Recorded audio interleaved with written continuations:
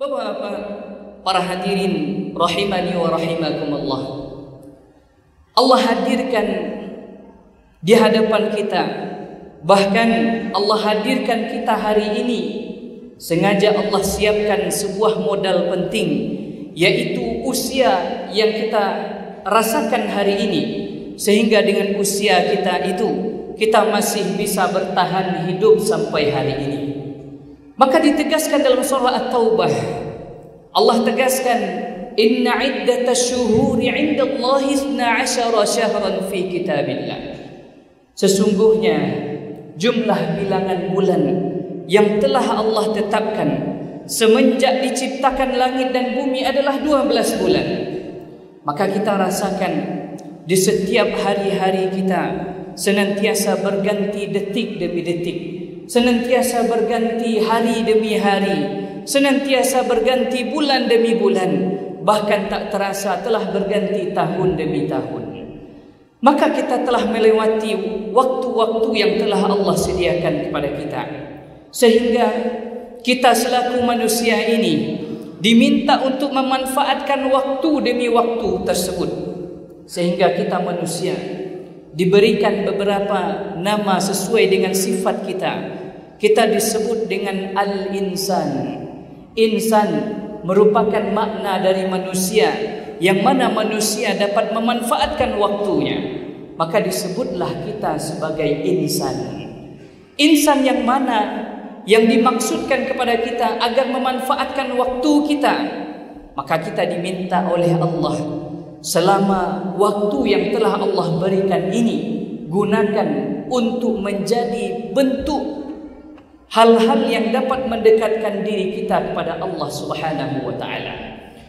Maka tak ada sesungguhnya tugas kita yang lebih berat. Tak ada sesungguhnya tugas kita yang banyak di muka bumi ini. Karena Allah tegaskan, wa ma khalaqtul jinna wal ins illa liya'budun.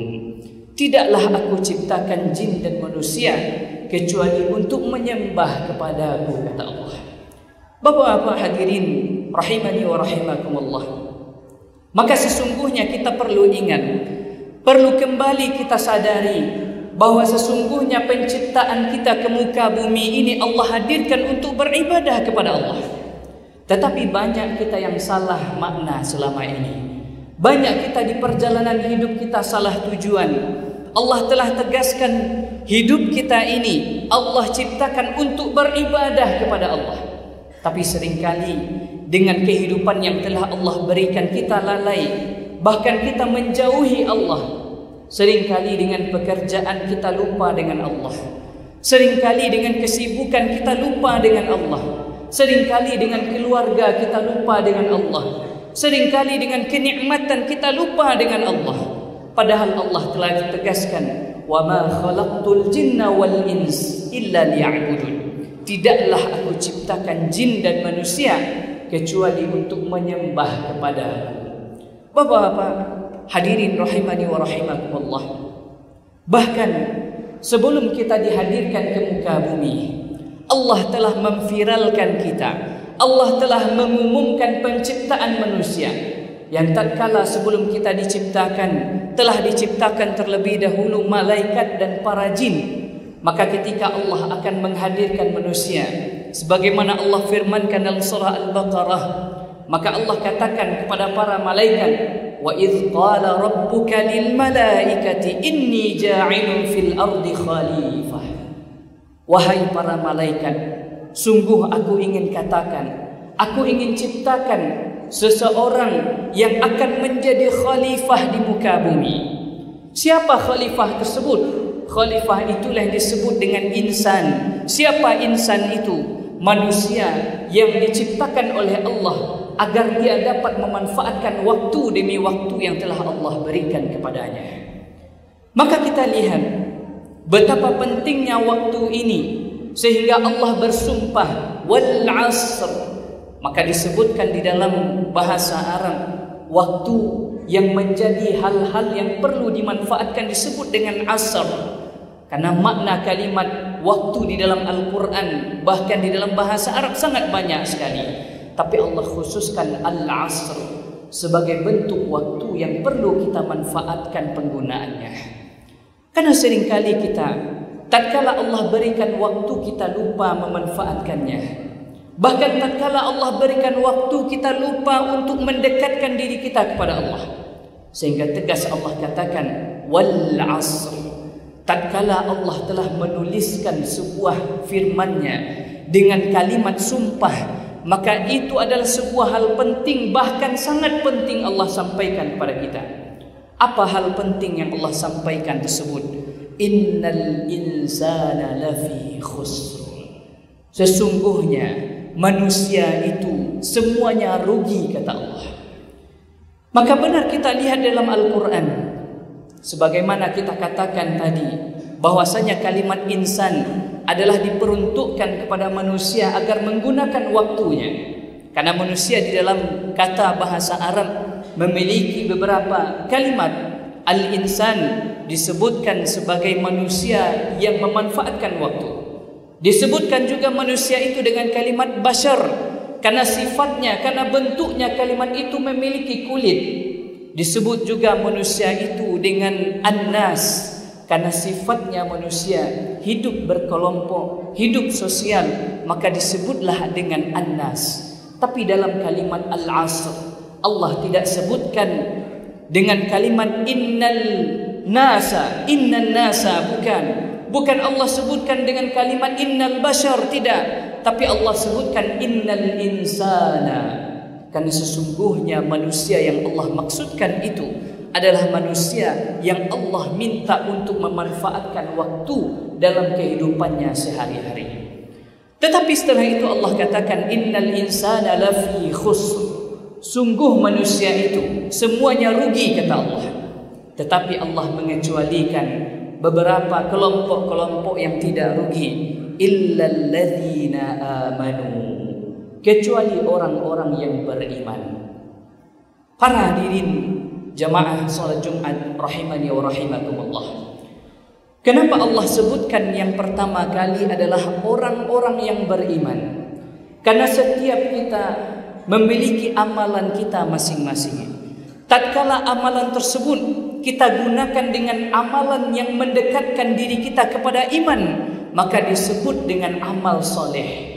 Maka orang-orang yang melakukan amal-amal soleh seringkali disebut dengan ihsan. Al-ihsan adalah orang-orang senantiasa melakukan amal soleh. Maka tatkala ihsan ini pernah ditanyakan oleh malaikat Jibril kepada Nabi Muhammad sallallahu alaihi wasallam, "Mal ihsan?" Apa itu ihsan? Maka Rasulullah jawab, "An ta'budallaha ka'annaka tarah, fa in lam takun tarah fa innahu yarak." Ihsan itu adalah beribadah kepada Allah, melakukan amalan-amalan kepada Allah seolah-olah engkau melihat Allah. Fa in lam takun tarah fa innahu yarak. Kalaupun kita hari ini tak bisa melihat Allah, maka yakinlah Allah senantiasa melihat kita. Bapak-bapak, saudara-saudaraku sidang jamaah Jumat rahimani wa rahimakumullah. Maka perlu kita sadari bahwasanya ketika kita dihadirkan oleh Allah sebagai orang yang beriman, kita diminta untuk melakukan amal-amal saleh. Tapi seringkali terkadang ketika kita akan meraih amal soleh tersebut, sering kita terjerumus kepada amal yang salah. Seringkali kita tergelincir, seringkali kita terjatuh, seringkali kita terjebak. Lihat saja hari ini, ketika kita membuka handphone kita masing-masing, mungkin ada gambar-gambar yang tak layak kita lihat. Ketika kita melihat gambar-gambar di pinggir jalan, bahkan gambar-gambar yang ada di sekitar kita, seringkali mungkin gambar itu menjerumuskan kita kepada dosa.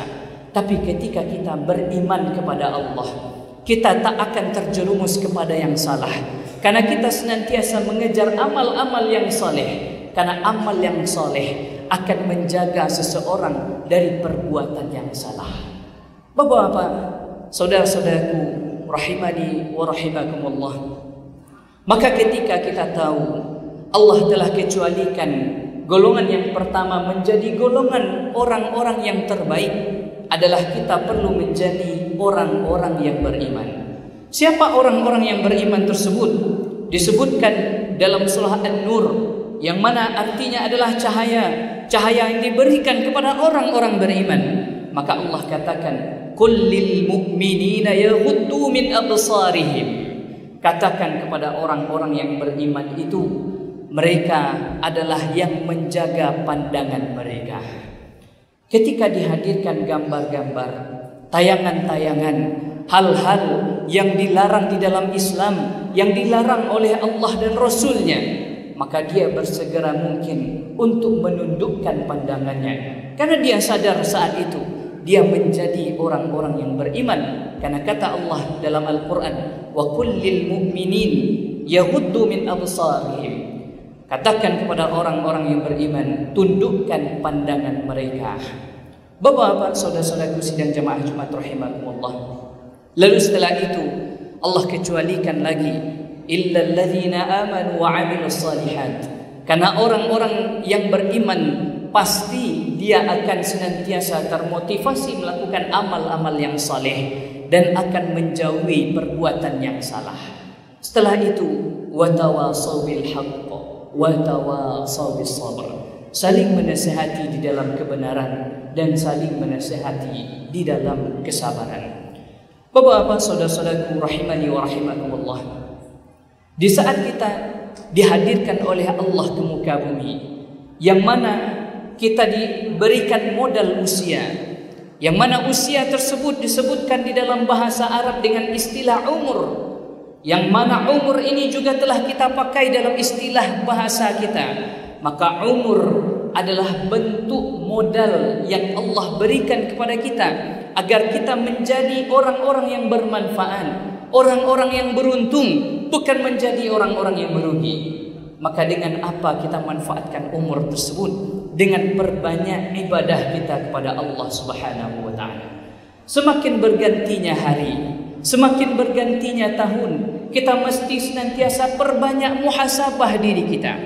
Bahkan kita lihat Rasulullah SAW, tatkala beliau berpuasa di hari Senin, ditanya oleh para sahabat, "Ya Rasulullah, kami melihat engkau berpuasa setiap hari Senin. Kenapa engkau puasa di setiap hari Senin ya Rasulullah?" Maka Rasulullah menjawab, "Dzaka yaumun wulidtu fihi." Di hari itu aku dilahirkan. Apa maknanya? Ketika Rasulullah sadar di hari Senin beliau dilahirkan, maka tatkala itu beliau semakin sadar setiap bergantinya di hari Senin tersebut, datang Senin ke Senin, maka Rasulullah yakin, bahkan ketika itu Rasulullah tahu semakin berkurangnya usia beliau di muka bumi. Maka tatkala kita dihadirkan oleh Allah di saat pergantian hari, di saat pergantian jam, di saat pergantian waktu, di setiap pergantian tahun, kita mesti perbanyak muhasabah diri kita. Kita mesti perbanyak evaluasi diri kita. Sudahkah kita siap menghadap kepada Allah dengan amal yang kita bawa hari ini? Atau mungkin selama ini kita tak pernah memanfaatkan waktu kita kepada Allah? Perlu kita tanyakan kepada diri kita masing-masing di hari ini. Jikalau beberapa menit ke depan kita dipanggil oleh Allah Subhanahu wa taala, sudahkah kita siap menghadap kepada Allah? Sudahkah kita siap menghadap kepada Allah? Atau jangan-jangan selama ini kita masih saja melakukan maksiat kepada Allah? Bahkan mungkin perintah yang Allah perintahkan kepada kita tak satu pun yang kita laksanakan. Salat 5 waktu yang menjadi tiang agama kita, bahkan seringkali kita acuhkan begitu saja. Maka hati-hati di saat kita tahu bahwasanya kita diberikan waktu oleh Allah di dunia, maka gunakan waktu itu untuk mendekatkan diri kita kepada Allah.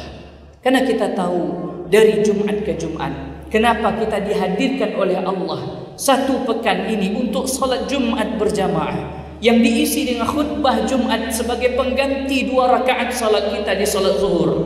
Maka kita tahu melalui khutbah Jumat kita dihadirkan untuk kembali mengingat-ingat sampai mana persiapan kita menghadap kepada Allah. Jangan sampai kita menjadi orang-orang yang mati konyol Apa maksudnya mati konyol? Orang-orang yang Allah berikan waktu di dunia, panjang usianya, banyak rezekinya, tapi dengan semua itu dia tak dapat memanfaatkan dengan mendekatkan diri kepada Allah Subhanahu wa taala. Bapak-bapak, saudara-saudaraku sidang jamaah Jumat rahimakumullah, maka sebagaimana diperlihatkan kepada kita dari Rasulullah sallallahu alaihi wasallam, kita tahu Rasulullah dihadirkan kepada kita sebagai uswatun hasanah, karena ditegaskan laqad kana lakum fi rasulillahi uswatun hasanah. Rasulullah contohkan tatkala pergantian usia kita, tatkala pergantian waktu, bahkan pergantian detik demi detik, kita mesti perbanyak muhasabah.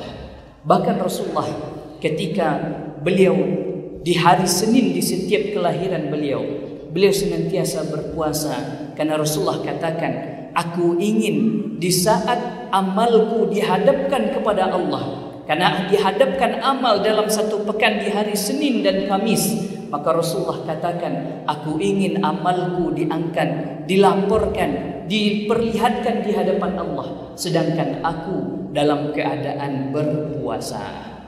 Maka berhati-hatilah kita di saat hari ini kita tengah berada di tahun Masehi kita. Seringkali mungkin kita menyalahi aturan-aturan Islam. Kita merayakan tahun yang baru, yang kita katakan tahun baru.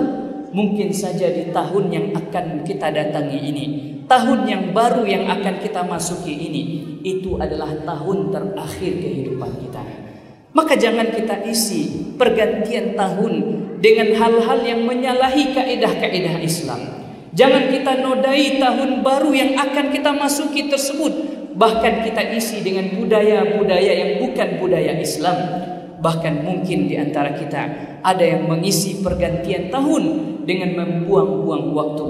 Maka jangan sampai kita masuk dalam kelompok tersebut, karena kita diminta untuk memanfaatkan waktu, pergantian waktu ini dengan perbanyak muhasabah diri kita. Fa'tabiru ya ulil absar la'allakum tuflihun.